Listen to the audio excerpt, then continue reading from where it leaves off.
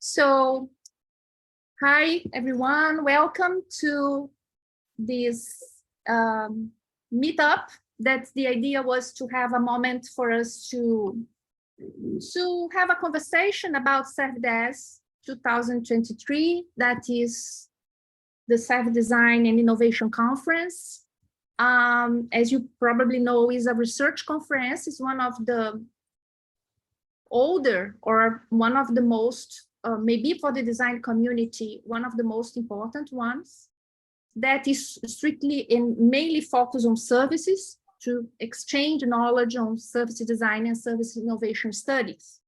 So just to make an introduction, the conference is research focused, but relevant for practitioners, industry, but also to, and we hope to, relevant and able to connect with also outsiders. So we welcome proposals and activities that build the bridge between academy and other actors. So an outsider means the person not belonging to a particular group. That's mean those that may not fit in the service designer label, but those that understand their work related to a service. So, and service is, I consider at least, and it was one of the motivations for this call, is a tricky word, because the word service is essential, for example, in different spiritualities, for example, to service each other as a path for a full flourishment of our human dimension. But services have been also industrialized.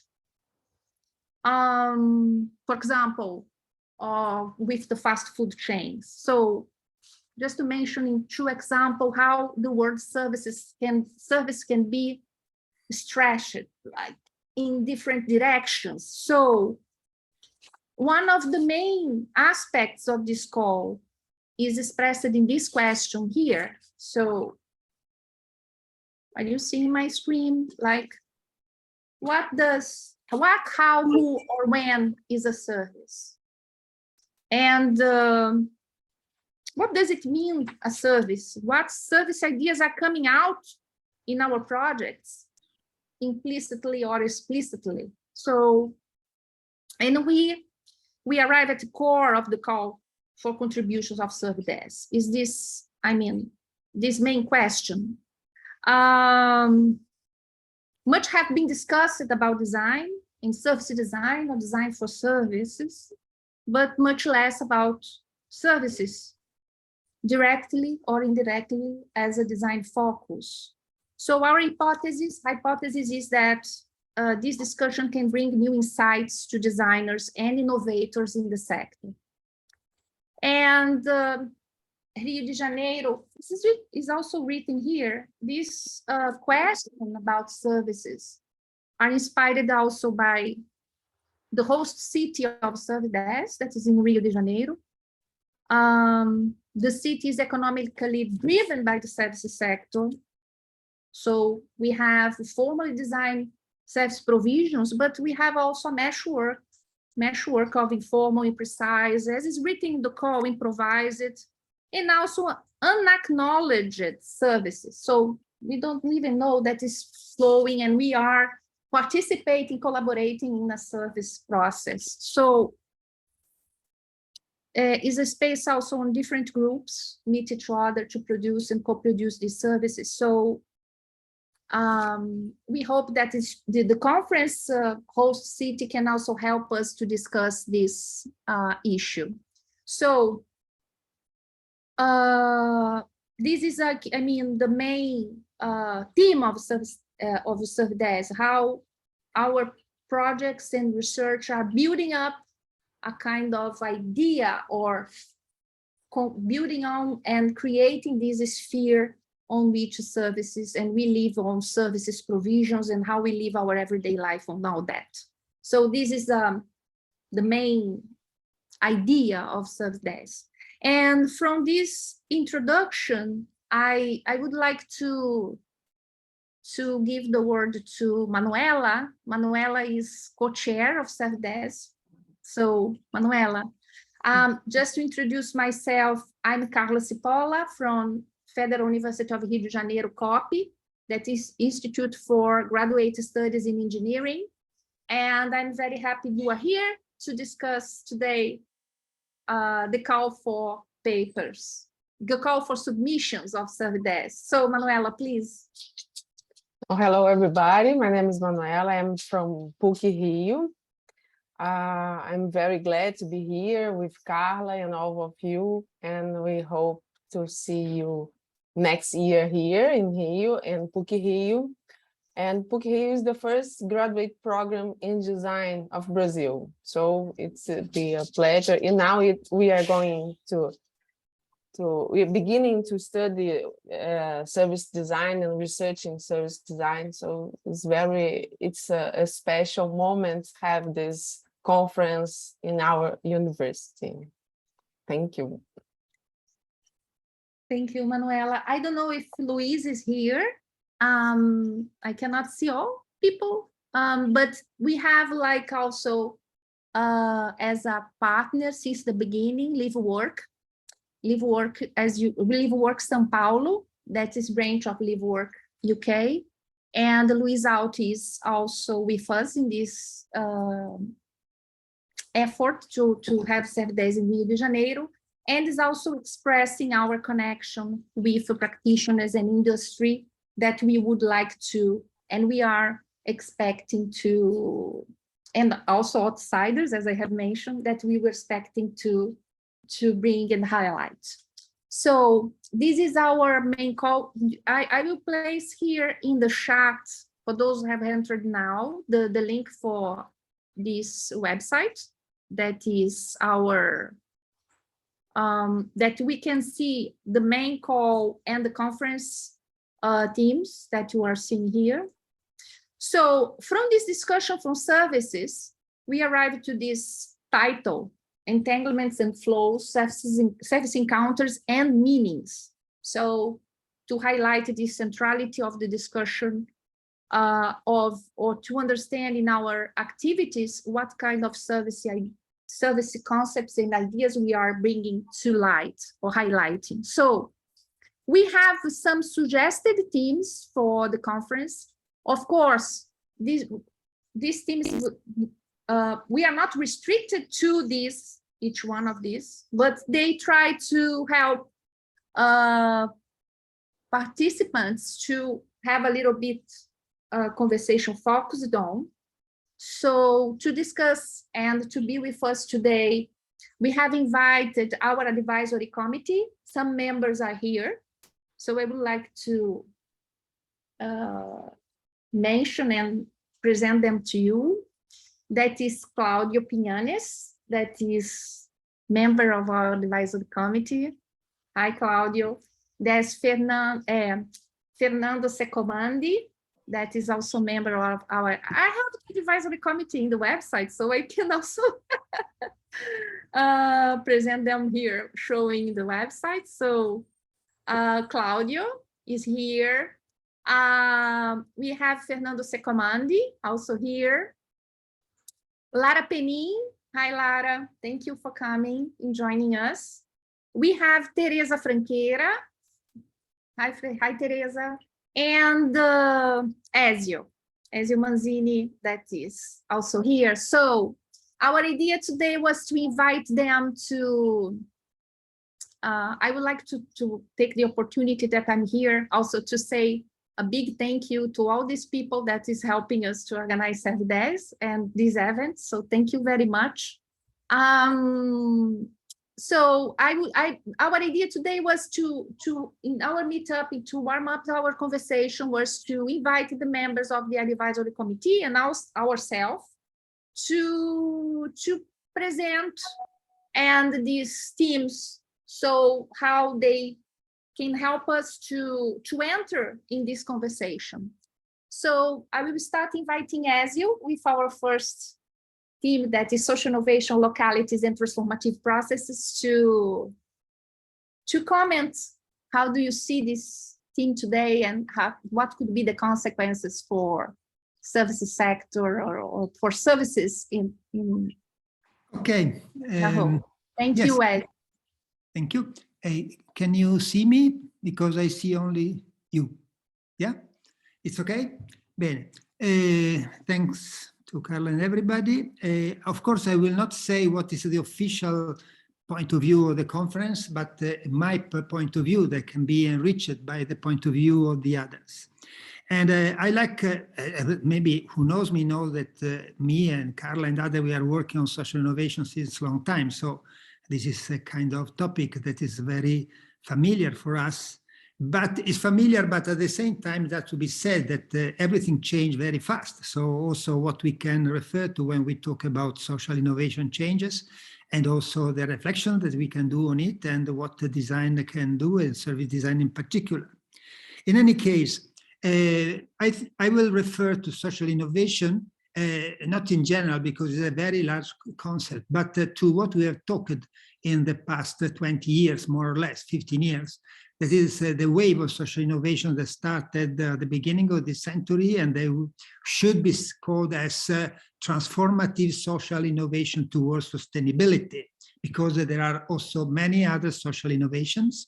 And I will say, maybe we can discuss afterwards, probably now in the last years, so many things happens. So it's more than probably the new wave of social innovation will appear. But this is another story. We have to try to better clean our glasses and look around to see if something new is really happening. But the discussion can be done on what we knew, what we know, and I think that there is a lot to be done. And a lot to be done for the service designers. And as is written in the presentation of the theme, says, social innovation processes may reveal emergence of new service ideas. And it's true, there are a lot of new service ideas that emerged from, or maybe we could say that every social innovation is also a service and a service idea, therefore. And at the same time, there are also new generation of services that can be imagined as support of these ideas. So we can imagine some services that can help not only social innovation to emerge, but also to last in time and to spread.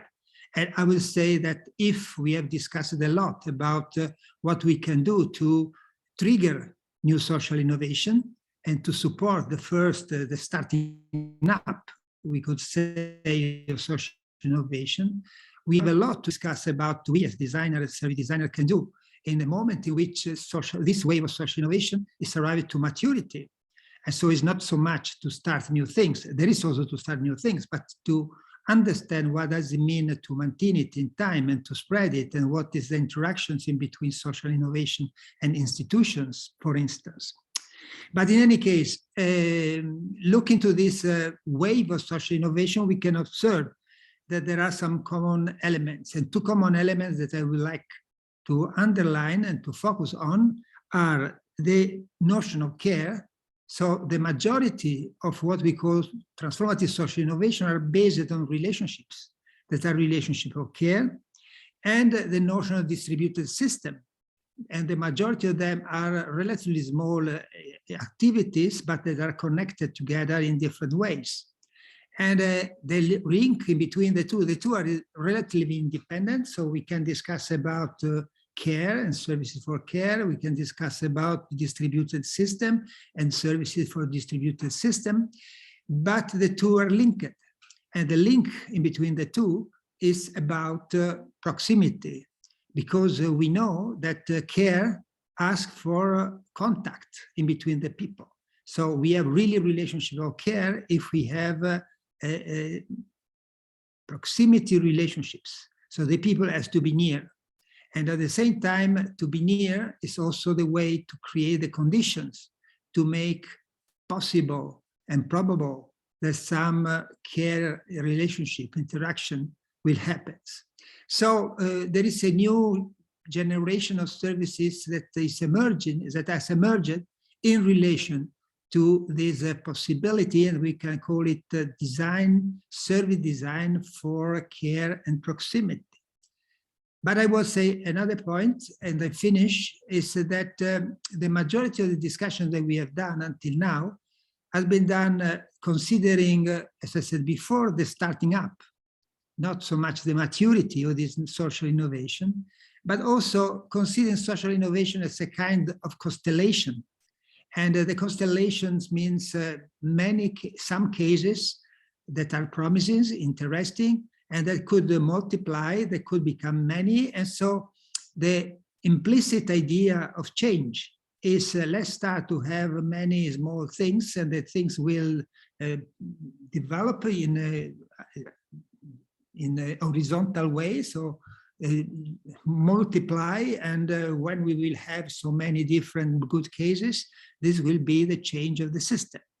But I think, of course, this should be proved. If you, I don't know if you agree with me or not, that this model of change is not so valuable. So to have a really systemic change, we need not only to have this multiplication of bottom-up initiatives, but at a certain moment we need some institutional change.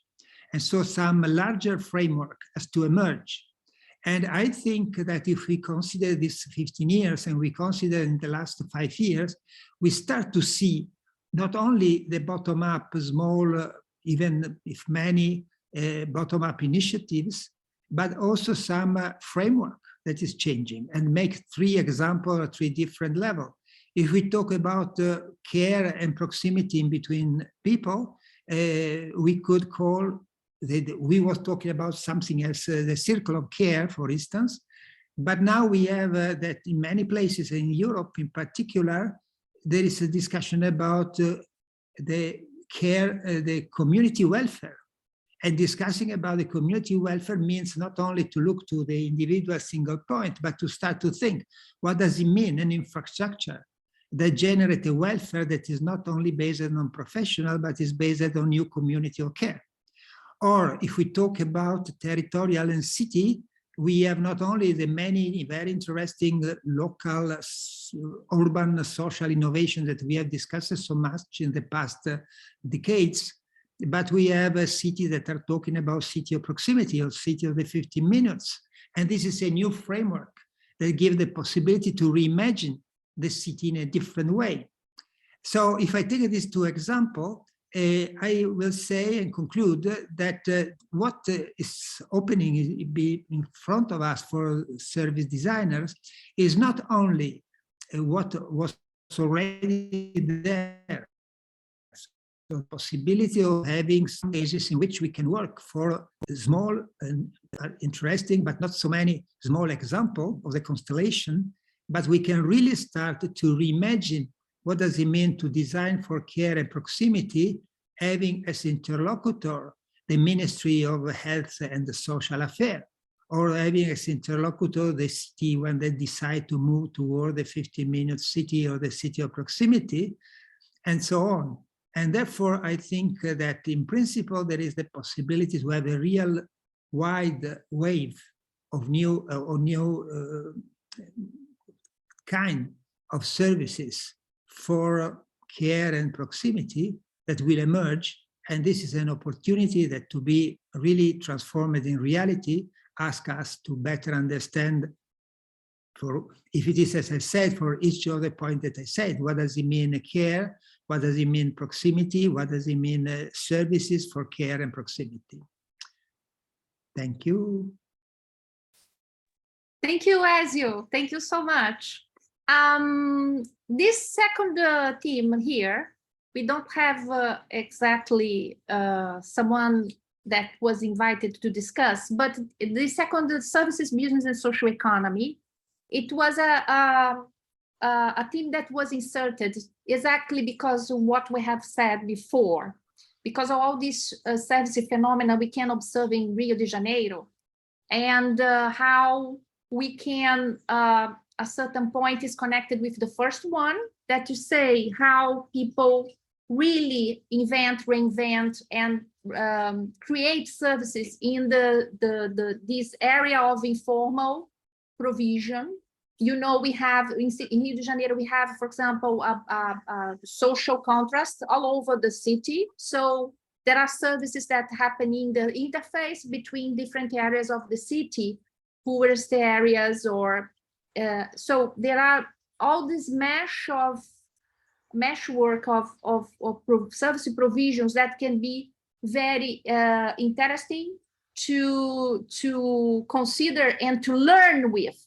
So this is the idea of this track. So I take the opportunity of being talking about Rio de Janeiro. I have a colleagues here from the city, also Fernando, that say that we could be commenting transversally. I don't know if you would like to comment now, or you prefer to go afterwards. What you prefer? Yeah, I can go now. I can go now. Thank you, Fernando. Thank you, Carla. So my name is Fernando Secomandi. I'm assistant professor at the TU Delft, a member of the advisory committee. Well, thank you all for being here, and thank you for the organizers for the invitation. And Carla asked us to talk a little bit about specific themes, but I found it hard to concentrate because I think when the city of Rio connects with each of these topics here, there's so much to talk about.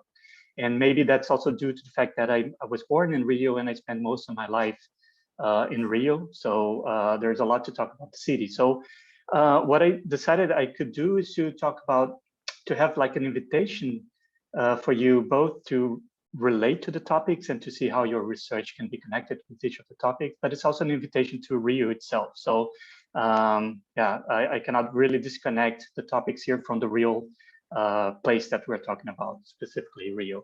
And maybe even more specifically, if I would think of the places in Rio that most contributed to, let's say, the forging of my identity, maybe the beaches of Rio are one of the most important ones, and more specifically, Copacabana Beach. I grew up 10 minutes walking distance from Copacabana Beach, spent a lot of time there, having fun, learning how to body surf, almost drowning, studying before applying for university positions, and also having some of the best insights that I use in my publications on service design. So maybe, so I'd like to make an invitation for you to submit something for the conference, but also to come to one of Rio de Janeiro's beach, and maybe we would spend some time at Copacabana Beach talking about service design.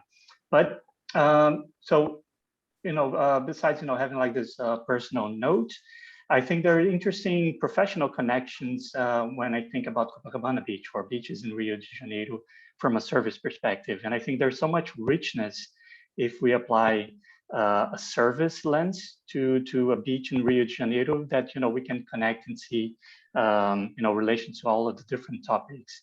So maybe, because the beach is, of course, constructed place, right? Historically, culturally, and so forth.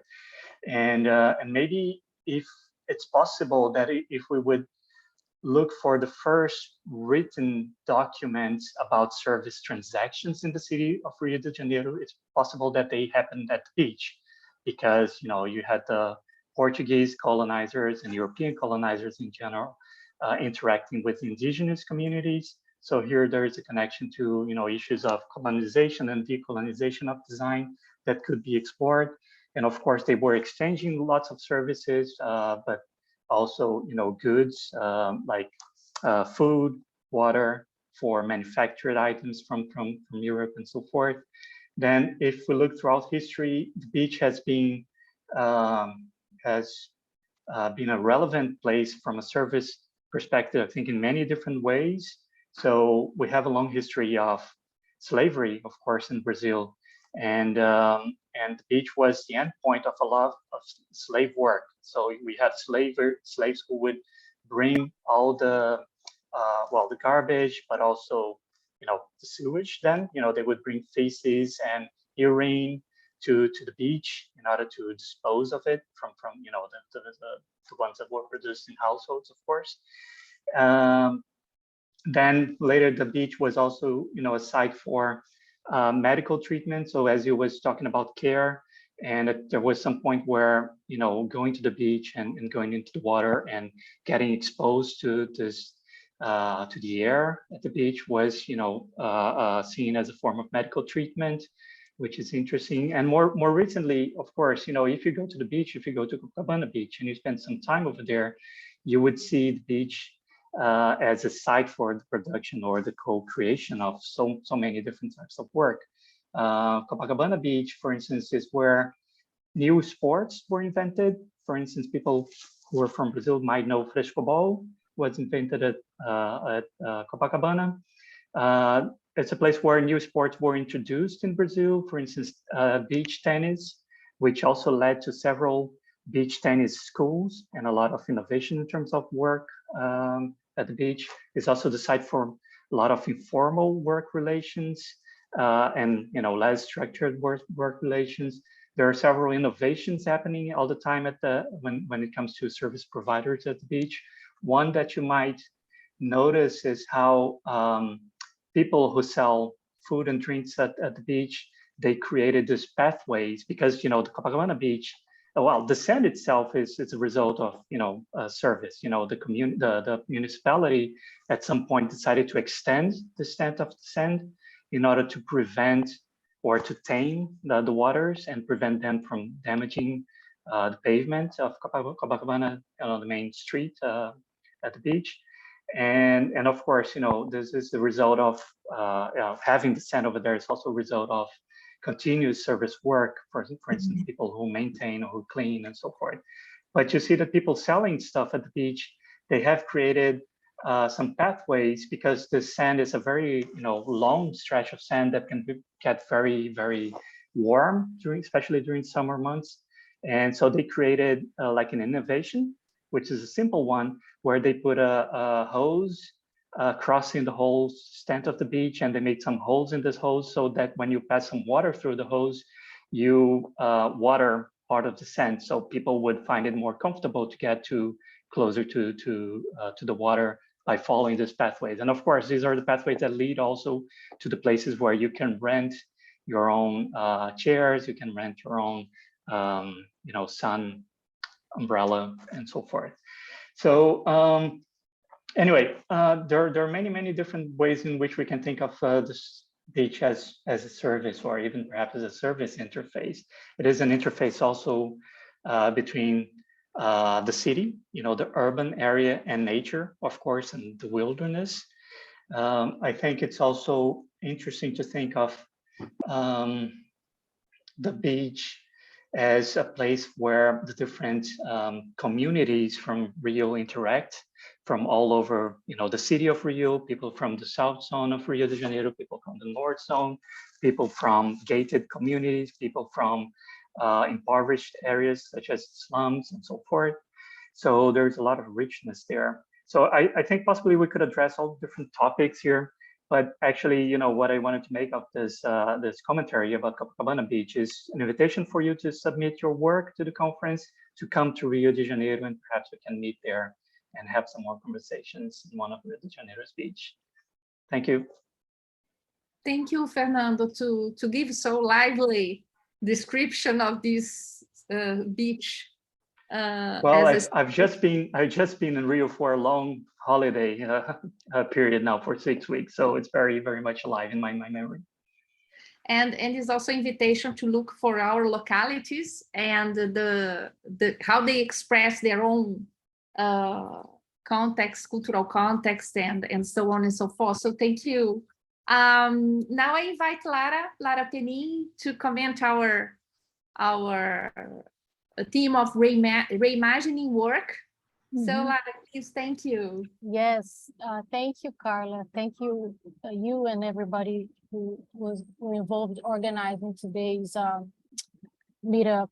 And I will try to build on the call and also pick up on the things in the description Fernando just made of the beach as a place for, local economies and service work.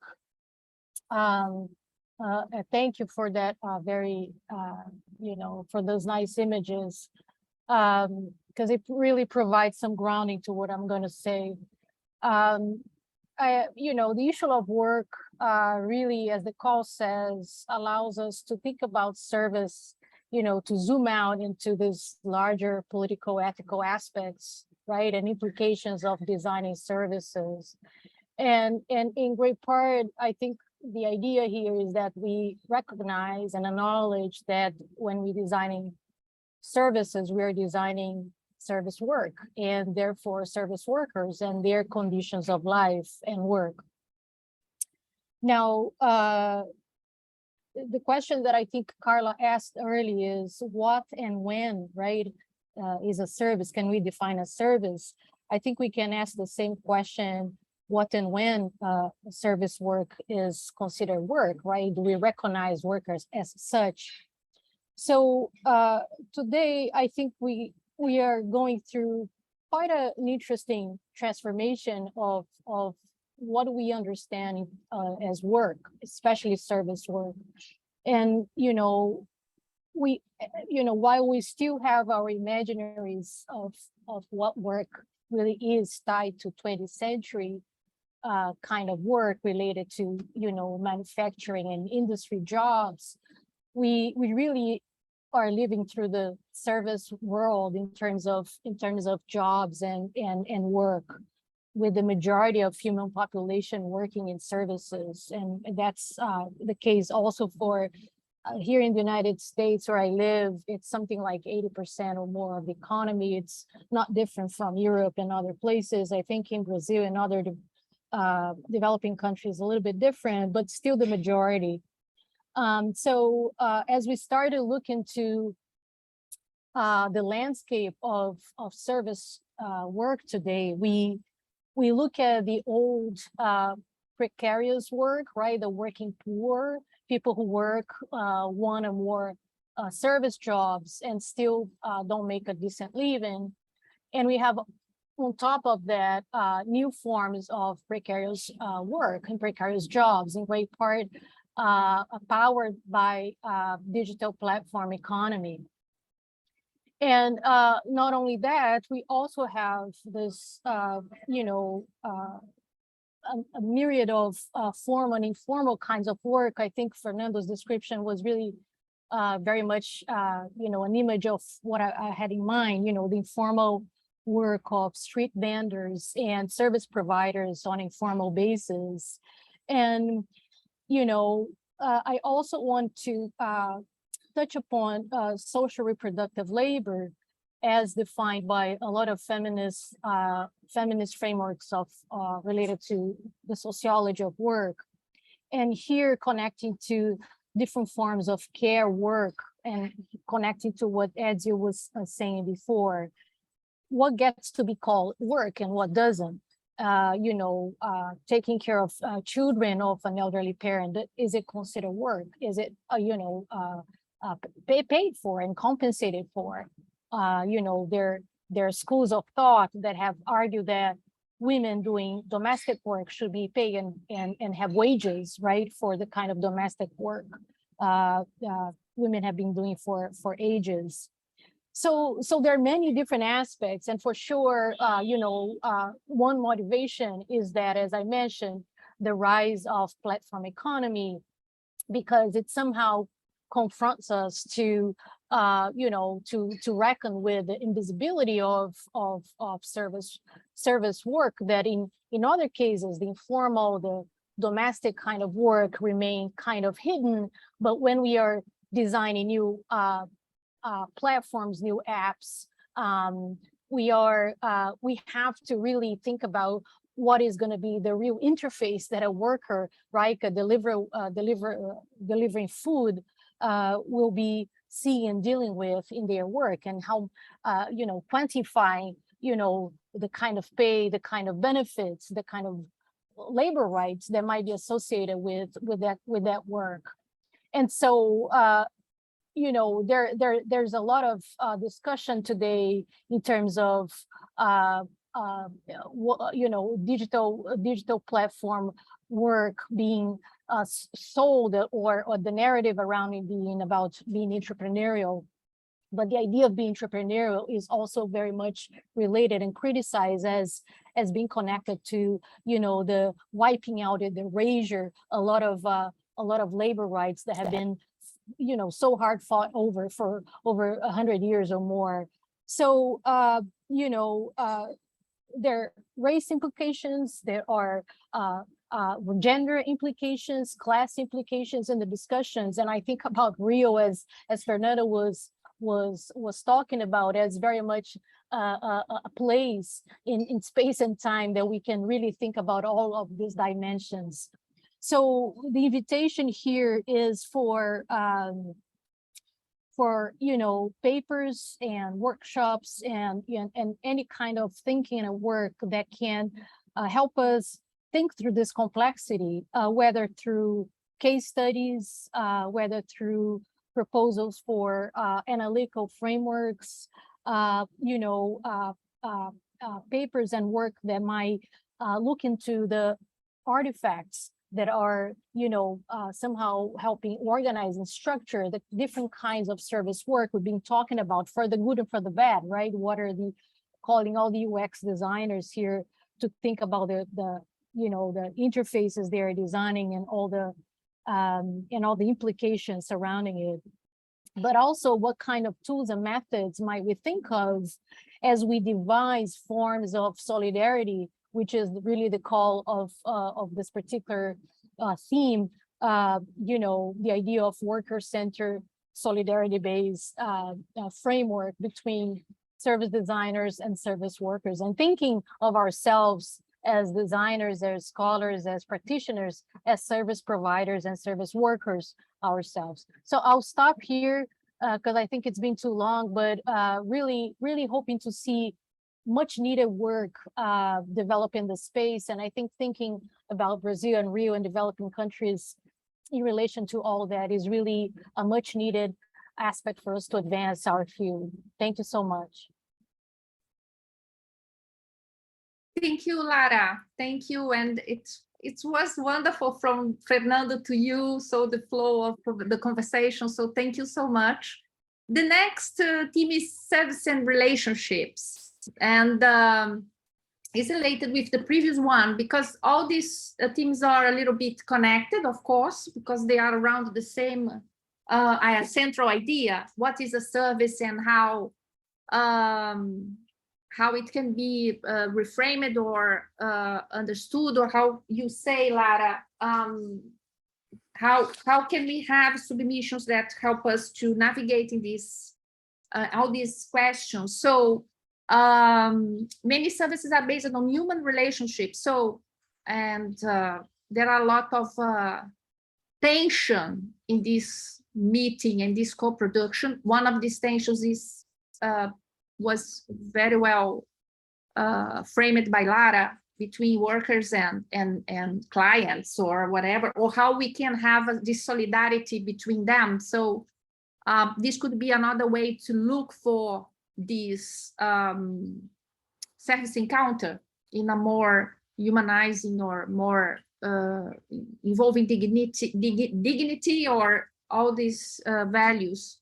But there is a discussion here also how designers can also be in relation with those with they are designing. So the relationship also in services provisions and the services collaborations and co-production, but also the relation between designers and their the context, how this can be respectful and can and another issue important is how much we should design when we are dealing with human encounters. So the limits of the design intervention. So here we can remember that we have a service design, but we have those that have also talked about design for services.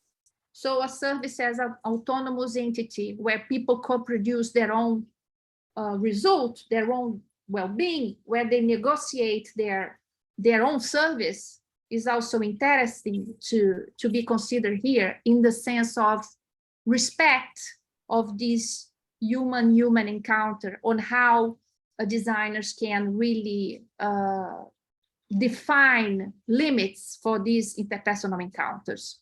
So now we have also a new contribution from some thoughts and philosophies about more than human, post-human, and less than human. Less than human is something that Lara have just indicated very well. So services that don't really focus on the dignity of those that are involved, or don't respect their rights, and so on and so forth. But also we have a lot of, and this team open up possibility for those that are interested also in discussing and bring to our conversation other ideas about more than human, post-human, less than human, of course, but also non-anthropocentric views of how humans can get related in a different way with all other beings in the planet. So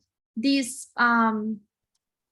beyond humans, that include all this idea of a new way to be here in our planet, but also below that is touch all the issues that have been presented by Lara. So what is really below the human dignity? So the dehumanizing perspectives. So this is our track on services and relationships. So there's much to be considered, but this is the opportunity also for us to highlight all these issues in this theme. So I don't know, I have introduced this one, I have proposed to do so, and maybe we can come back later also in some of these themes to discuss. But now I would like to invite Claudio to go to this theme, services, technologies, and futures. Claudio, are you here? Are you there? Yes. Yeah, okay, now. Thank you, Claudia. If you can help us to make a reflection in this theme. Thank you. Okay. Thank you for inviting me to this community. I navigate the communities of service design, human-computer interaction, artificial intelligence. What I'm going to try to bring here is the perspective of this theme, which I think it's very important for service in many aspects. I think we all have seen an increasing use of technology in as part of service in the last years, but more important, we are seeing it above the visibility line. I mean, we are seeing it as part of the customer experience, and I think particularly for this conference, I believe it's very important to reflect on all that happened in the pandemic in terms of new roles that technology created in service, for instance, of course, in e-commerce with the delivery, but also we saw an increasing use of virtual systems, meeting systems in education, in medicine, and it would be very interesting to look at how that, or the impact of that, and how the design of this service can really be improved and done in a better way that incorporates those technologies in ways that they become more integrated. They are also more fluid, and it comes back to the flow issue that's in the main theme. At the same time, I think we are in a very interesting moment with AI and natural language processing, where for the first time we have actually machines that can handle language reasonably well, and we have seen a lot of use for customer service, in terms of both text and speech, and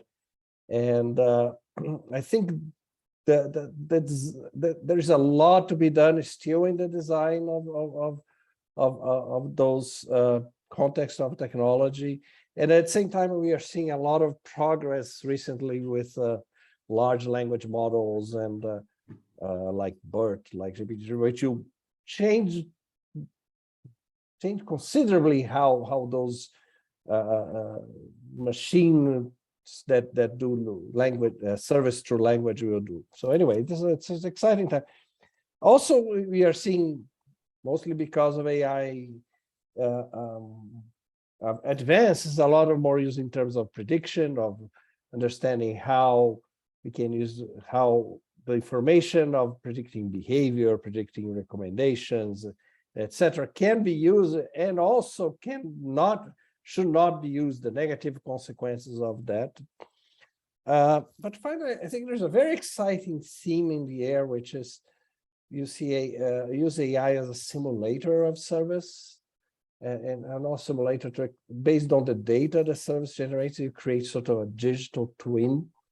And I think one of the most interesting applications of this is to explore service for biases, for ethical issues. I think when you get, for instance, data of how judges react to some case, for instance, how much time they commit, and you put in a machine and that machine starts to replicate their behavior, you can really discuss in a much more clear way, as if you with a simulator in hand, how much bias often that process is. I think it's a wonderful tool to explore what services are actually doing based on their data. But this is very new stuff for service, for design. In terms of papers also, I think we still have a lot of question about how to integrate these technologies to the design process, to the service design process, in the sense of how can we, when we are, if for instance you are co-design with a community, how can you bring this technology as part of this, and at the same time deal with the different understandings that community may have of what that technology can do or what it cannot do. I mean, for instance, I'm starting a project that involves designing language tools for indigenous communities, and a lot of initial difficulties to communicate what they do, what they cannot, what they are, and that has to be done to ensure that this process of co-designing actually works. And then I think it would be very interesting to know about more cases of how people communicate in different settings, what those do, what different tools can do, and how to make sure that everyone is co-designing with possibly different but similar understandings of the limitations and issues and so on. I also think there is a duo of this. I'm seeing still there's a lot of people designing applications for service within the framework of human-computer interaction, and often they miss the complexity of service, which is much more interesting. I think there is still a lot of work for us to bring the service vocabulary to the computer community, to the people developing applications. It'll be nice to hear about that, about how that can be done, how that could be done in a more methodical way. I give an example. I see a lot of people talking about customer service. They often fail to understand there is a negotiation going on. They see as collaboration. There is collaboration, but there is negotiation. There is other aspects. There are different parties that are not represented in many of those systems. And if you go to an HCI conference today, you still see people talking about that as in much simpler terms. Finally, I think there's new technologies are opening up a bunch of issues related to ethical design, to bias, to appropriate uses of technology in those service. And I think this is a rich area for us to look at, because it's also an area where the people doing work on this in AI, and they say still often don't lack the perspective of service to understand it and to make the discussion much richer than we are. I think this is a wonderful community, has a lot of different views, different methods, and then when we bring technology, I think the discussion just gets even more interesting, and I hope we can see more of that in the submissions and activities of this conference. Thank you. Thank you, Claudio. Thank you for your comments and highlights and challenges that are coming out from these new technologies. So our next theme is that one, Between and Beyond Worlds. This was a track that aimed to invite those that are dealing with decolonization and dealing with the idea of pluriversal perspective in design, and the idea of having this autonomous design. So also the feminist approach and philosophy that have been influential also in design. So some of the comments before have touched on this aspect, but this is an opportunity to open up in this conference a gate for interaction with those that maybe can feel themselves as outsiders from the service design community or design for services community, but could bring some critical reflections of our practice. So this was the idea to have a possibility, because all these themes are invitations for specific communities. So probably discussions on service design and design for service could be restricted to some worldviews or some groups. So this is an invitation to have new perspectives and have the opportunity to highlight some critical issues that maybe the service design community or those that identify themselves as a service design community maybe not be so aware of. So this is what kind of invitation. Now we have this last theme, that is services for emergency, disasters, war, refugees, and pandemic. That is, of course, we could not miss this invitation to reflect from our recent years of, and also our current situation. So I invite Teresa Franqueira to comment this theme. Teresa, thank you for coming and to be with us today. Hi, thank you, Carla. Hi, everyone.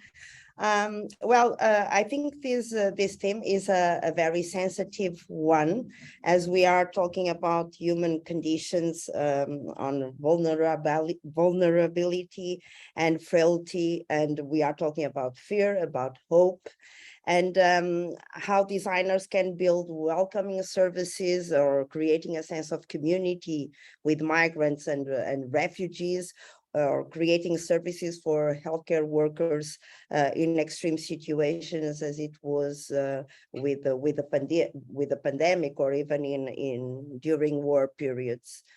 Also, how service design create a sense of belonging with co-designing and participatory approaches with the migrants, with the refugees, and with the other kind of participants.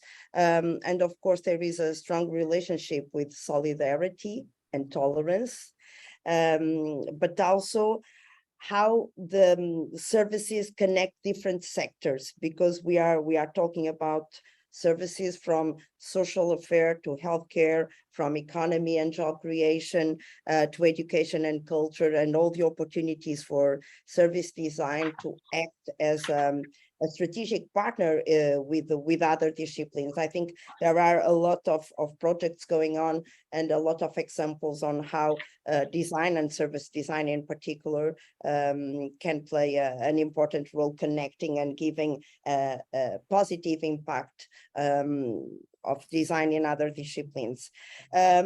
Also, we know in Europe, we have this huge flow of migrants from Middle East and North Africa, but I think there are a lot of examples, unfortunately, around the world, with Brazil, Colombia, with South America, with the Venezuelan refugees, or with the United States with the Mexican refugees. So I think we all have some examples, unfortunately, of how the states sometimes they just fail, and how we can as a community do our part in welcoming these migrants and refugees.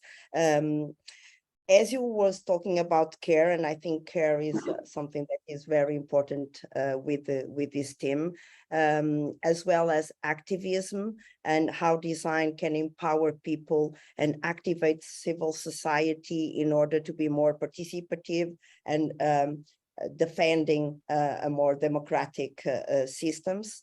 There is also, of course, the worst part of human beings on how design can play an important role preventing some danger situations during war situations, like the human traffic or the lack of freedom of speech. So I think there are a lot of things that designers and service design can do on this. And I think that probably within this theme, we will have the most beautiful projects, because I think it gathers a little bit the best of the human beings quality.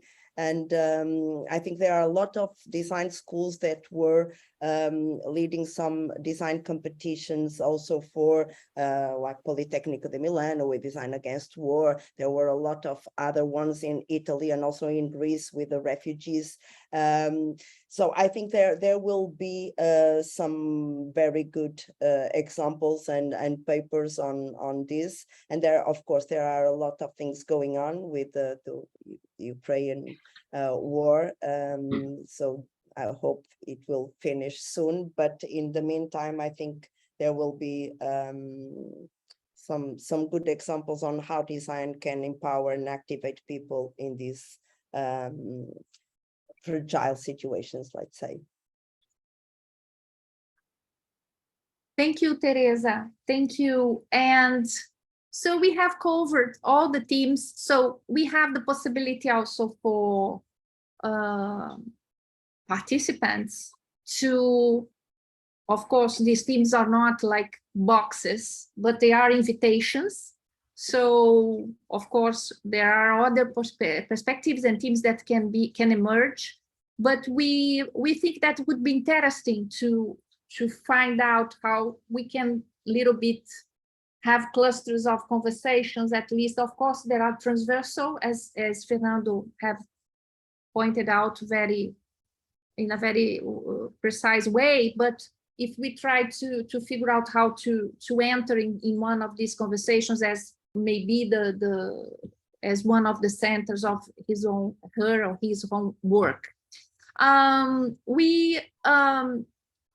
would like just to pass very quickly, just to mention what kind of contributions ServDes were welcoming.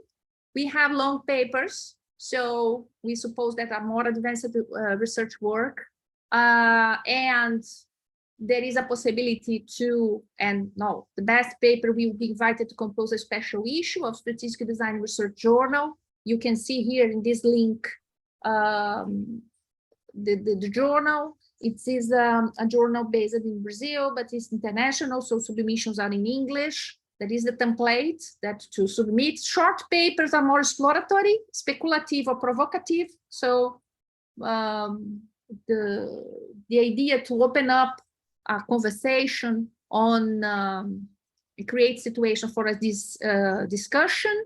Short papers also, all papers are presented in English. So we have also, so they are smaller, 3,000 words. And we have workshops. So We can present workshops, thematic workshops that will take place in the main conference venue that are proposals to explore concepts, theories, process, frameworks, practices.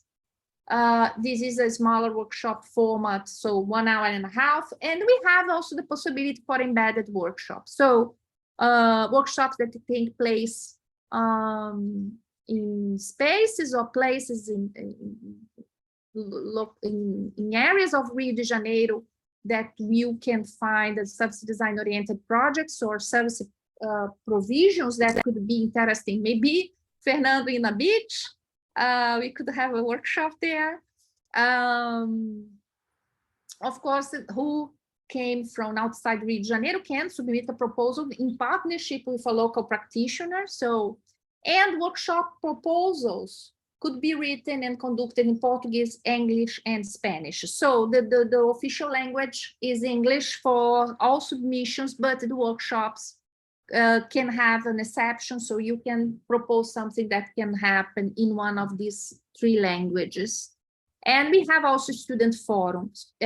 Also some ServDes conference have, the previous one, the opportunity for students, the master and PhD students to have their own discussions and in a dedicated forum to exchange ideas, gain feedbacks from colleagues, networking with experts. So we invite everybody to come to this students forum and know what they are doing. And also the students forum can be held on Portuguese, English, or Spanish. So to be inclusive, to try to have also students that may be not so comfortable in holding discussions in English. So these are so just to, our submission deadline is 3rd October. So the idea to have this event today was to have 1 month. So to someone that maybe were a little bit deciding if to come and present. So we have like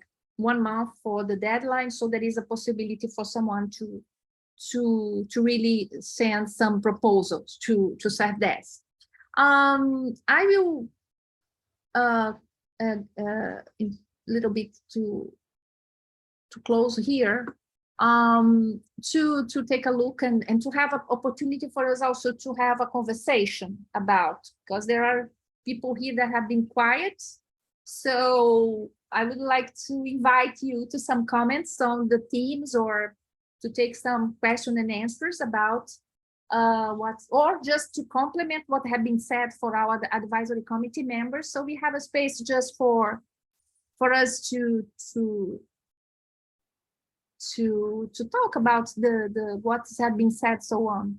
So please feel free to raise your hands and to comment on what have been discussed on one of the tracks or whatever. Someone is asking in the deadline. There is a question in the chat. The complete papers, the 3 of October. So a short paper, long paper. Our call have been open since July, I think, right? So this is this event is a stimulus for those that have been not so aware of ServDes idea. We have also members for our organizing committee here that maybe are following the conversation and the teams. So if they want also to comment, they are mostly welcome. No? So I can comment. I was listening all the advisory committee members talking about the relationship between the humans and the service. And as my background is in the human factors and ergonomics, we are focusing on exactly on human computer and human machine interfaces. And I thought in human factor, we look for the people, the humans, also as a machine, and not like you see the people, the human, in relation to other human in service design. So it's very interesting to see this view.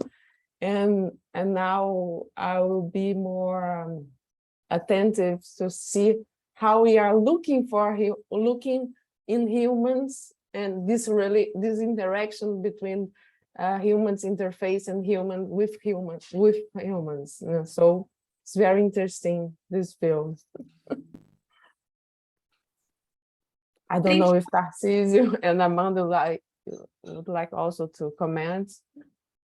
Yeah, I would like to comment on Teresa's words, because I work with disaster for a long time, and it was very interesting to hear from another person that it's not working the engineering side, as I'm currently working on this topic, and together with Carla here in Brazil at UFRJ, we are working more with the service perspective of the service that we have to provide to those professionals and to the people affected by disaster. So I've been working on several projects with this engineering background, but one of the main aspects that I've been struggling previously years is the fact that in the engineering, the production engineering, most of the work are focused on organizations, on the operation, but they are very disconnected from the people affected. So the research, the technological frameworks, model, they consider everything but people, everything but the people affected by the disaster. So I've been working with Carla now, and I am more connected with the people affected by disaster, by the migrants, by the people affected by landslides here in Brazil, in Rio de Janeiro more precisely. But in Brazil, we have a lot of different disasters. We have drought in the northeast, and floods, every different kind and types of disasters. So we have very challenging issues to cover when we're talking about disaster. Pandemic is also one disaster that we are facing now. We're not over the COVID-19, but in fact, my general perspective is that we have to think more on the people affected by disasters and how we can provide service to those affected. So it was very nice to hear from you, Teresa, your words, your vision of this topic, because it's very new for me to talk about this issue in another research area that I'm discovering with Carla, Manuela, and the committee organizers in the service design perspective. Great. Thank you, Tarcísio. So someone else, it would be happy to hear from you, your views of the call, and it's also another way for us to have a feedback of how it's being heard or felt by the community, or the new ones that are just coming to know what this is about. Questions we have. We are also open. We have some mails to receive your questions and answers afterwards, if you want to. Info, I will put here in the chat, info at ServDes.2023.org. I'm writing here in the chat. So we are always open to your comments. I don't know if there is someone else that you give us the pleasure to comment. No? Carla. Yeah. Yeah, I was waiting to see if someone wanted to comment, but I think there's an interesting underlying issue in the last few comments about disciplinary perspectives, because I mean, there are many histories of service design, but certainly there was a lot of influence from more established fields within, let's say, the industrial design tradition, from interaction design, from sustainable design, and so forth. So a lot of work in the last 10, 20 years of service design has been to kind of forge itself as a separate discipline, looking at the influence of these other disciplines, but also opening up new themes and new approaches and so forth. And I think the call is directed to this continued evolution of service design, but not necessarily by neglecting the history. So maybe looking at reevaluating the influence of interaction design and the connections of topics within interaction design currently in the field of service design would be interesting. Same for more engineering approaches and operation management approaches. So I think it's interesting to stress this fact that all those disciplinary perspectives are equally relevant, I think, to consider design and reconsider design and continue to evolve our thinking about service design. Ezio, please.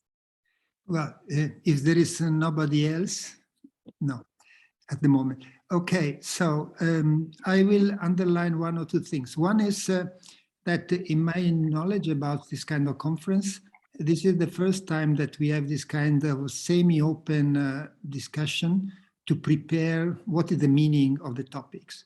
Because, of course, this kind of conference, when they launch and they make the call, it has to be sufficiently open, because if it is too narrow, at the end, maybe you don't have anybody that answer.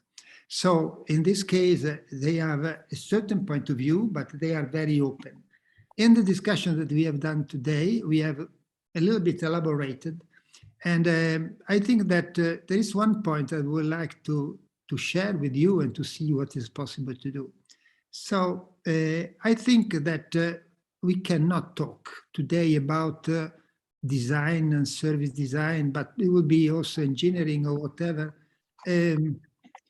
As there is one way of doing it, and this is the good one, because we can use service design for very good motivation or very bad motivation, and there are different ways of doing it.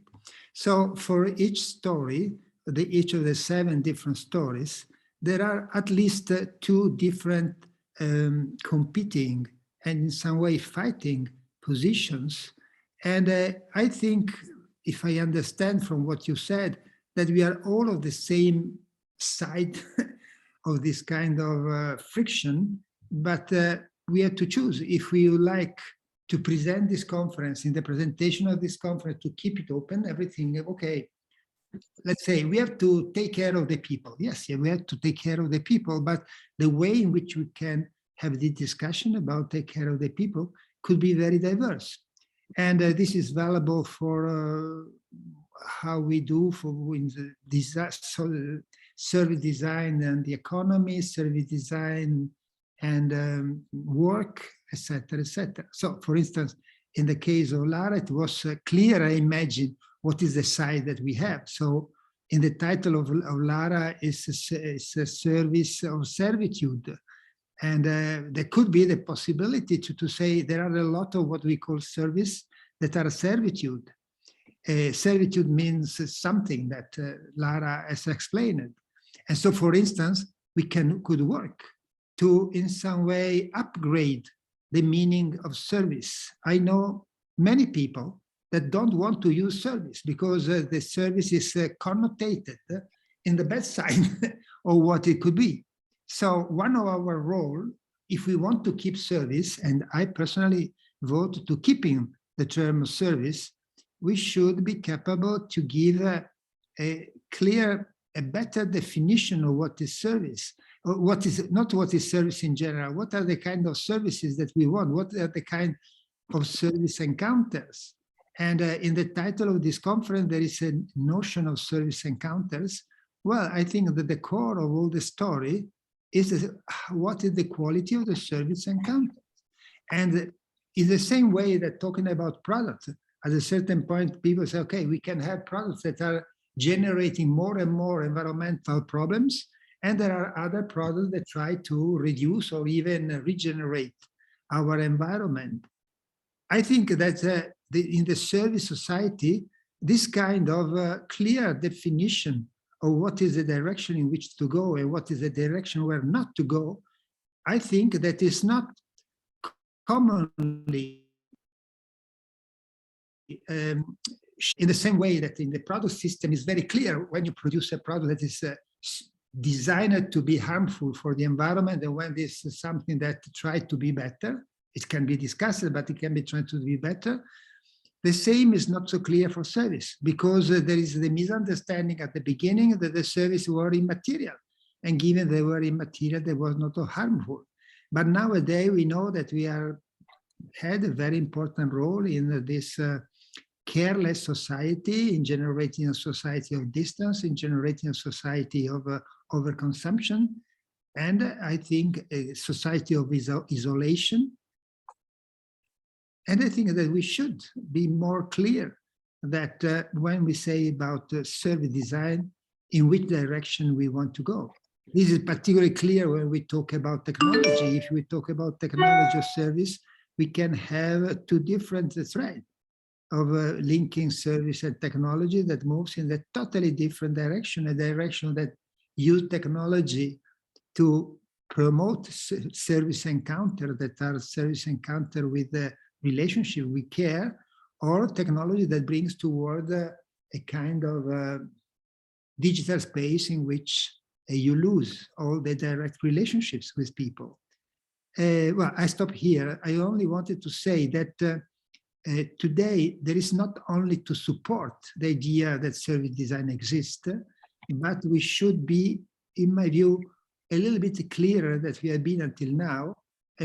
What are the directions in which the service design could really be an agent for the regeneration, the social and environmental, ecological regeneration, and when and how services are very powerful, super powerful agent to create an unsustainable socially and environmentally and politically, I would say also, an unsustainable society. And I will propose that even though the way in which it has been presented till now is relatively neutral, and this is good, but maybe given that we have the chance now to talk in the way in which we really give the feeling of what this conference is about, it should be a conference in which we more clearly state that it's not only enough to say we want service design to be an agent of change. What kind of change? Because there are also awful change toward the dystopic perspectives. So we have to try to use this conference to put together the idea and to come up after the conference with a kind of very general idea and guidelines that says the service facing this catastrophic phase in which we are, and considering the new sensibility in relationship to the non-human and the planet, and considering the overall social and also political problem that we have, what are the common characters the services should have to hope to give a contribution in a direction that is not catastrophic? And as you, thank you for your comment, because in our conversations that were an idea, an initial idea, I don't know what you think of, not to have a kind of document or I don't know if call it manifesto or working. How can what we have called it in the DESIS network? Our statement. Yeah. There was an idea to come out from this ServDes with a kind of statement of what is the direction of change, or what service design or design for services could evolve to, or I don't know. So you, with your words now, you recall this idea. That's something similar that have been done in DESIS. Maybe it's a possibility. So to have, I don't remember, but it seems, I don't know if Nicola is here. listening, but I think in Copenhagen that was a closure discussion in ServDes, right, Nicola? Are you there? And it was a kind of, how, Nicola? I remember that thing, ServDes in Copenhagen was a discussion in the end. I don't know if you have produced a document or, you know, like something that is a kind of statement. Could you remember? Maybe I don't remember very well. Hey, microphone, Nicola. Hi, sorry. Hey. Yeah, sorry. No, I like it to see you in this way. Sorry. Yes, the sky is better than me. No, there was a discussion about that, and there was, I think it was also in the period in which we were writing, or Ezio and Victor Margolin were writing that document about design and politics, I think. But no, there was no document anyway coming out from there. There was no manifesto or statement coming out from there. It was just we tried to throw the stone and see what happens. And at the time, maybe was not the time was not mature enough. There were not enough catastrophes. Mm-hmm. But this is an idea to have a kind of synthesis of our conversations, like in this direction. I don't know if, let's see. That was Carla, given that we are here in many, maybe if the people very shortly could say what they think. So just that I'm talking, you can imagine that I am very positive on the fact that in this moment, a conference tried to make some statements that are not necessarily the most advanced idea, but the idea that are near to the average sensitivity, maybe not of everybody, but of main people, so a number of people.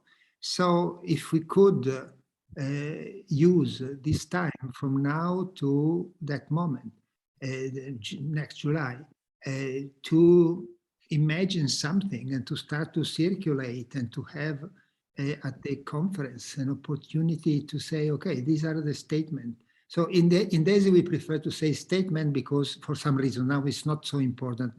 But there are some reasons that we prefer statements than not the manifesto. I think I vote yes. So let's see if somebody else has some opinion. Yeah, it was interesting because you highlighted this. It was an initial conversation here. But I would like to hear from you. What do you think of this? But maybe this needed to involve a kind of pre-process. This is not something that we can, like in the ServDes group, but continue this conversation and still going to ServDes and that have a kind of moment there that we also have other ones that maybe was not involved, but to connect what our work in these months with something that will happen in the conference. Huh? That was the meaning that we gave to the idea of calling a statement. The idea is that the manifesto looks like something that is finished. The statement is at this point, July 2023, we can say that we, at least who will work to and vote, we can say that. And afterward, maybe the discussion can go on. Maybe, for sure, the discussion can go on. But at that moment, this is could be a kind of statement. And I don't know. I would like to listen to the other one. It could be. We could start a conversation before, and to circulate in between the committee, but also in between others. Between I don't know, in the website, if you have a website. And to work a little bit on it, maybe also to have another online meeting before, and afterward to arrive to the conference in a more mature way. Legal. Lara, please. Thank you. I thank you, Carla, and thank you for this discussion. I hear what you're saying, Ezio, and I appreciate the motivation for doing that. I do have a concern that I like to share, because I think if we try to do something like this that is coming from a certain group of people, right? From the beginning, and pre-cook, elements that could be part of a collective document, there is the risk that it's always going to be biased towards, this small group of people, and kind of not allow for more voices to, to determine what this common agenda should be like, because we cannot assume that we speak for others, right? I think the conference, the idea is that we will open the call and allow for dissent and allow for other voices to emerge that are not necessarily, at the center of the discussion, but might come from the margins. And I would very much like to hear more of those. I look at this group and ourselves, I don't think we're particularly diverse as I think I would like. So the risk is that we keep reinforcing existing notions that come from our visions of the world. And in doing so, even if we're really well-intentioned, we prevent others from, contributing their voices to, whatever statement we would like to see coming out of this community. So I'm not sure if I agree with this, because I think it could put us, it could just limit, the kind of contributions we have, especially if we try to start something before the conference. I think that would even further reinforce the power that we have in this community. I think all of us here have some standing in this feud, and what we say will have a, even if it's a small effect, but it might have some influence. So I don't know, I for one think, the times we're living in call for, how can we allow more voices to participate and to recenter who speaks and who will determine the agendas for the future. So that's my cautionary tale, I suppose, of an approach that tries to come down with a manifesto or a statement from the community. How are we going to ensure, if such a thing is actually done, that people's voices are going to be heard? So, just complicating matters a little bit, I'm sorry, but I think I had to say this. Thank you. I don't know. I don't remember how to raise the hand in Zoom, but at least that's not working. But perhaps what we could do is to make sure that these statement is not the umbrella that covers the whole themes of the conference, and this proposed as a sort of theme 7bis, or a workshop or something that gives gives an opportunity to discuss this at the conference and before, without saying the conference will be necessarily on those themes, because I understand Lara's concern that we risk to generate an echo, and so we will only hear papers and opinions that will go in this direction, and perhaps discouraging different opinions that anyway deserve to be listened or presented. But if we say clearly that, if it is clear that this is not an umbrella under which we force all the theme of the conference, then probably we don't run this risk. Okay. Someone have raised. Hello, if possible, hello. If it is possible, I would like to comment. I'm a little bit outside from the ServDes community. It will be my first time writing for this conference. And I'm facing right now a problem. I'm both Russian and Ukrainian, so I'm a little bit living from the side the situation. And I'm finding some challenges regarding what I'm seeing with my eyes right now and the data that is giving on the internet. So I'm not very sure how I can justify if my opinion is not even the opinion, what I'm seeing right now is different from what is shown on the global scale. And how can I justify myself? And how can seeing is different from the usual papers that I can find, or official documents, or official, let's say, news.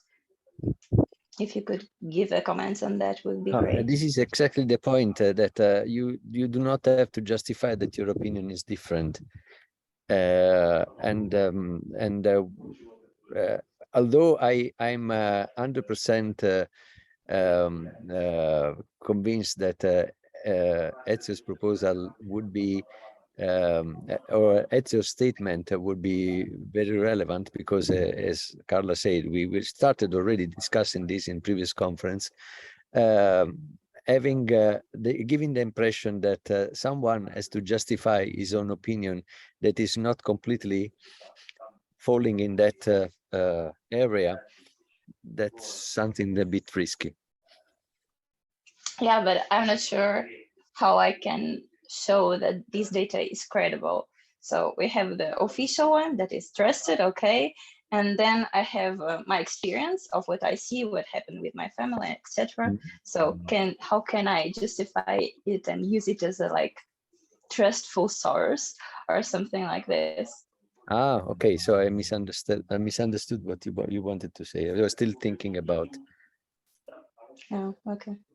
No problem. Yeah, in terms of research, as researchers, we have working as observers. So as you describe, as you are a researcher, as a person who is living in the situation, what do you see?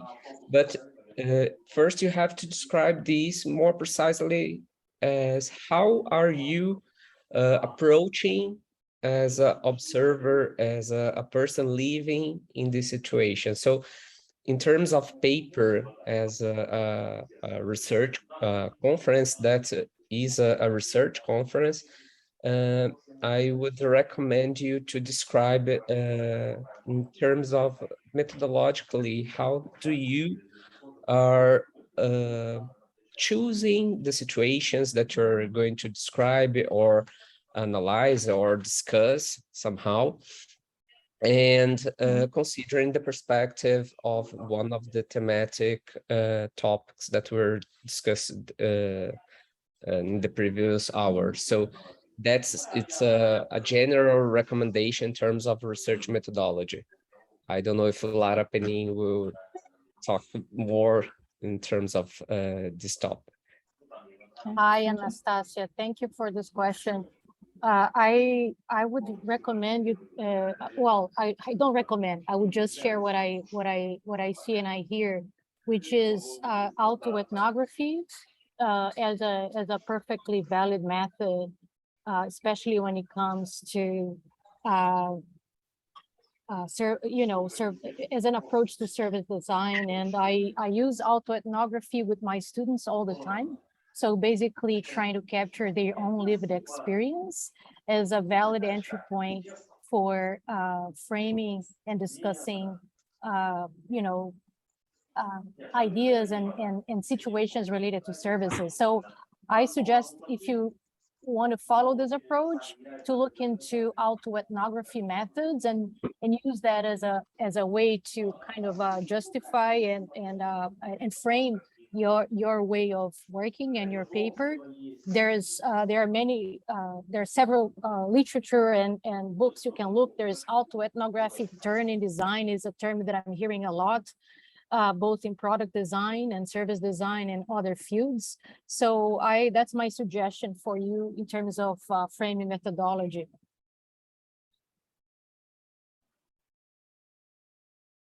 Okay, thank you so much. It seems clear. I will check it out for sure. Thank you. May I just add something really briefly, Anastasia? Thanks for sharing this with us. I think that what you're mentioning, I mean, is much greater than just an issue of positioning of a contribution or just methodology, because you're talking about, carrying out research about war, right? And being torn apart perhaps by war and so forth. So it's really, really hard to give like a kind of, technical advice on this. But I would suggest that you also mention in your submission also to the editors, and people in charge of organizing the conference, explaining the particularities, because you're also talking about a very, very complex situation and a very specific situation that would kind of, extrapolate and, like common research methodology, textbooks and things like that. So just, try to explain with the most genuine way what's happening, what your fears are. And I think editors would take that into consideration also when evaluating your work, when thinking who might be appropriate reviewers for that kind of work and so forth. So, I would suggest that as well. Okay, thank you for the comment. Just a comment. I'm raising my hand. I think that I got the point of Lara. I got the point for Nezio and Nicola. I think that it could be maybe a starting point. So maybe the problem could be how to do that more than having the idea of something like that. Because I remember I in Copenhagen, this attempt to have a conversation, but maybe it's not a case that now this question have been raised again. So I see the comment of Lara much more about how, and how if this how can also close the idea, or this how could be thought in a way that could be a possibility. So how could we do something like that? Because all these conferences being idea that service design can be open from a silos, from some boxes of group of people or group of disciplines that have been dealing with service design or design for services. So to open up the conversation. So it will be very in line with the spirit of the conference to have something that go in the direction of the Lara concerns, that may be, as we have done in DESIS, is not the statement, but is one initial proposal that can be talked over the ServDes conferences, or something that they can take care of this process on which we try to be more inclusive, so more open-ended. Because I have met people that I thought that were very critical and said, I'm not involved with service design. I said, what idea of service design you have? So to bring new people to this conversation, to shape, to understand more, sorry, not shape, to understand what service design or design for services can be in the future. So maybe if we open up, I understand Nicola going this direction, to be a process that humbly we are saying, come and join this conversation. So I think maybe this depends on how could we build up this process, being humble to say we are being community that are trying to open and to have new perspectives. I don't know, Lara, if I'm very aware of what you said now. This is risky, of course, but maybe we can set up in this continuous process that is not the document, but what we have done so far, or what you can, and trying to bring new groups. In Brazil, it could be a possibility, as we have here a lot of critical voices also that could pass through ServDes and trying to give new ideas. But thank you all for this conversation. It's been great. As you please. Yeah, I think that, thank you all. I think that it's clear that we cannot, this is my opinion, maybe Carla, you can have a different one, but it is clear that we cannot have this statement of the conference.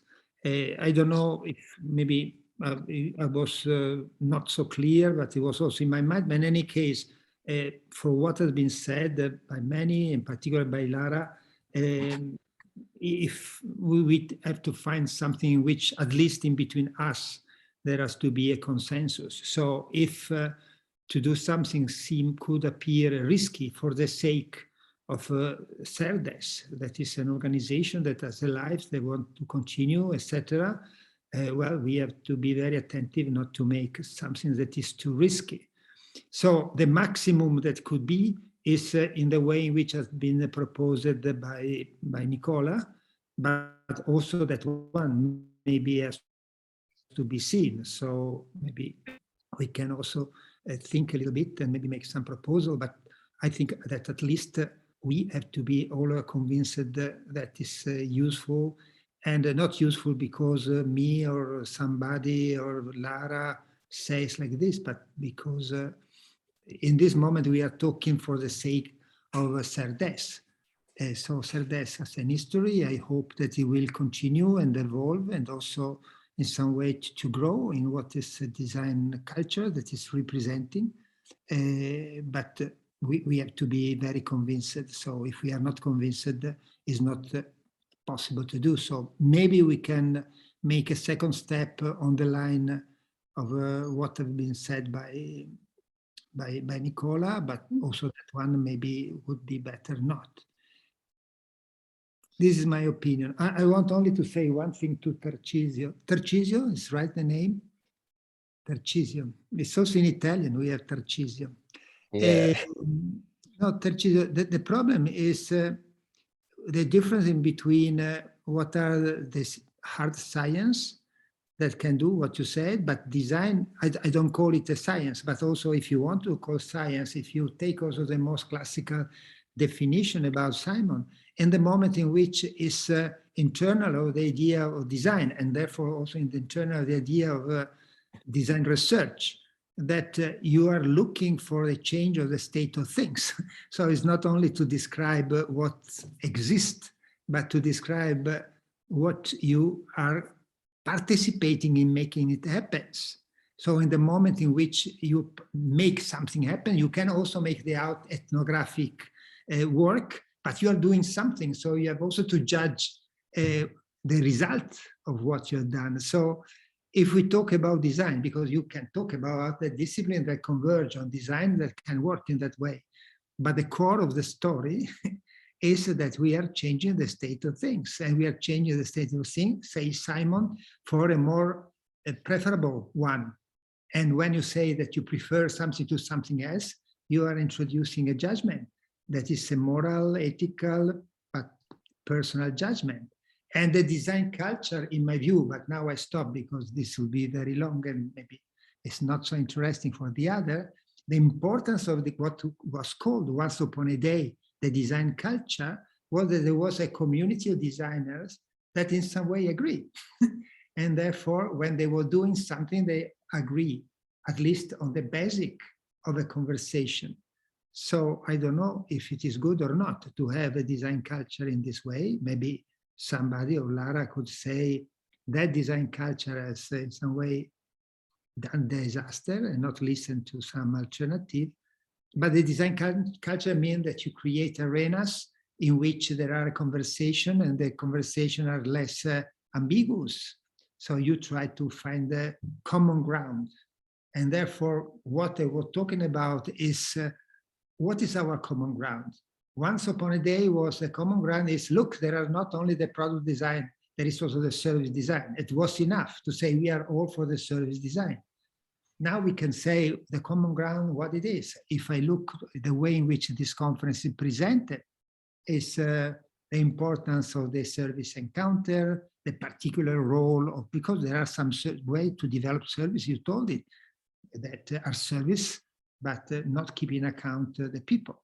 Now the common ground seems to be, we have to take into account the people. And now the beginning of the story is with not only the people, but also the environment in a certain way. So in any case, I stop here.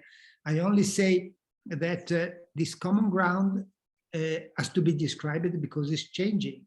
And it could be described as doing some kind of statement, or it can be described, each one of us can give his own interpretation in the paper that we do, etc. That probably is what is more free way. I stop here. I think that at a certain point is good to have a community that find a kind of common ground, because this permits to be more dialogic, but it's discussable. In any case, the common ground for design is changeable because it's related to some shared value. So the common ground in design is there are not only some scientific observation, but also some general intentions. What do you think is a proposal that Everybody think? No. What? No, I was joking. Let me think of just before going. We could have a series of conversations that start here with open invitation to events like that.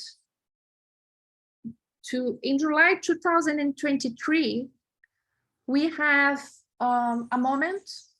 I mean, this is just a creative exercise. I don't know if it's feasible, but we have a moment in the conference, in this pre-conference day, that is also not subjected to a formal subscription to the conference, on which we make an open invitation to a kind of workshop or event or something that we bring what have been discussed and written so far to a forum on which we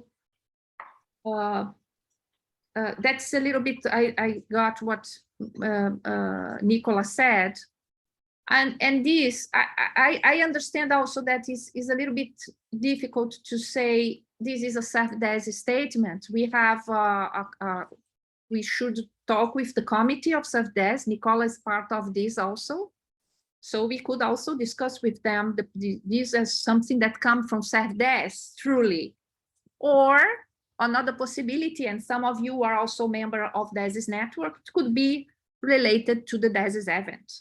So we have a kind of conversation that passed through the idea that we as a DESIS community also have tried to bring a contribution to ServDes from this conversation. So there are two possibilities. This could be ServDes something thing that is also pass through the conference, but can also go beyond the conference for the next ServDes as a thread of conversations that involve the ServDes community, or could be something that humbly DESIS network are trying to bring on to the conference and open up to the conference in this pre-conference event. So I'm trying, maybe we can have another meeting. I'm just trying to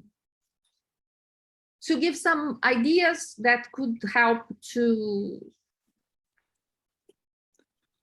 answer to the lot of concerns at the same time, because I think it's important to, for me at least, is my opinion, I think that is important to have this arena of conversations. I think that the question for me from Lara is how this could be done in an inclusive way. So more than say, so we cannot have it. So in a certain point, I'm not sure. So just some tentative to think about. Sure, Carla. I am sorry I have to leave now. We are way past our time. But I just wanted to say that, you know, I think the question is not about not doing things. The question that I'm asking is how to make this kind of thing in the conference, not this kind of thing, the conference itself more inclusive in a way that it captures more voices. Because Nicola gave the example of Ezio and Victor's statement or manifesto. I don't remember how it was called, but what it was a great manifesto, but it was Ezio and Victor's manifesto. That's exactly my point, because we cannot write a manifesto that is for, you know, coming from a handful of people to say that this is what the world and we all think. So I also considering, again, I will restate that this group is not as nearly diverse as it should be. So, you know, how come are we going to be out there professing universal values of what is the state of our field if we ourselves are not there yet in terms of being, you know, being a good representation of what this field should be like, at least aspirationally. So I hope I'm clear with my position. I'm not, you know, I can be observant in this. If you all decide, it's of course your call. I'm not in the organizing committee. I'm just an advising role. So I leave it to you. I don't want to be, you know, in your way if you want to do something like that. But I certainly, I just want to make sure my opinion is clear, and I'm not saying this to, you know, stop any process or anything. I'm just genuinely expressing my concern over reproducing bias of a non-diverse group. That is my main point. Thank you, Lara. And of course, this is also a possibility. And I think that we need to consider Carla, calmly. Sorry, one thing. Given that Nicola remember this, it was an open letter, by the way, the one Victor Margolin and myself, and it was on democracy. So that one is so there are many ways to generate conversation. The one of writing an open letter to the design community is one way, but has nothing to do. Lara is perfectly right. That one was written by two persons, and afterward somebody reacted and had its own story. So it has nothing to do. Also, for me, I will not overlap something that can be done by DESIS and something that can be done by ServDes, because they have different mission, they have different way of taking people together, etc., etc. So I would prefer not to, maybe there will be a DESIS event during the DESIS lab, as the ServDes, as it happens in other occasions and in other conferences, but they have to have different stories, and it's correct, and they have different stories. This is what I wanted to say. For the rest, I think that the opinion of Lara is very important, and her sensibility is very important, and therefore we cannot do something that do not in some way also respond to this kind of sensitivity for the sake of ServDes, because now we are talking as ServDes, that is another organization with another story, and so on and so forth. And Yeah, sure. So I think that, thank you all for this conversation. Thank you, Ezio. Thank you, Lara. Thank you, Nicola. I think that we cannot stay here any further. It's so late, but I think that we can take a moment to reflect on that. So I'm not discarding this idea. I'm not really saying let's do it for sure, but I would like to keep the conversation. And as you frame it now, it's something that if go ahead, it should be submitted to the ServDes committee, and should be, or it could be made as a workshop proposed by someone. That is a more lighter way to do that, just to start a conversation. So it can take many shapes. So, or possible, but it's something that I'm very happy that was discussion have been raised here, because it was the space to discuss. And I'm very happy you are really connected with ServDes and involved in the process and giving and providing ideas to this process. So let's keep in touch about this. And thank you so much for this moment.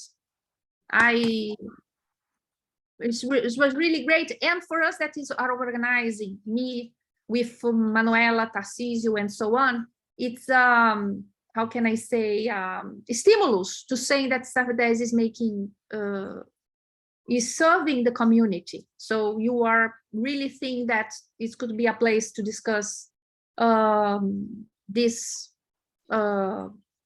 issues. So thank you so much. Thank you. Thank you, Nicola, and Nézio, and everyone. Thank you. Bye-bye. Thank you. Thank you. Bye-bye. Bye-bye. Bye-bye.